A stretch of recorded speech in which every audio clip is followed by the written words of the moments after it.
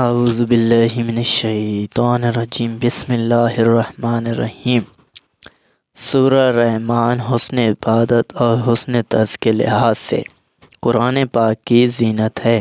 اس سورت کی تلاوت میں ایسا اثر ہے کہ سننے والے پر بے حد خاموشی اور رکعت طاری ہوتی ہے، کیونکہ تفسیر ابن کثیر میں لکھا ہے کہ یہ سورت اپنے حسن عبارت اور عمدہ طرز زندگی میں دلہن کی طرح آراستہ و پیراستہ اور مزین ہے۔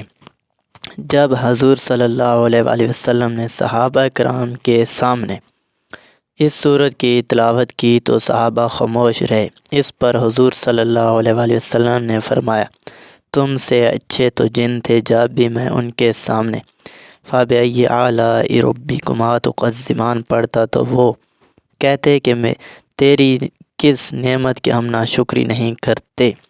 یہ سورت ہر قسم کی حاجت روائی کے لیے بہت اکثیر ہے۔ حاجت کے لیے اس سورت کو 11 روز تک روزانہ 11 مرتبہ پڑھیں، انشاءاللہ حاجت پوری ہوگی۔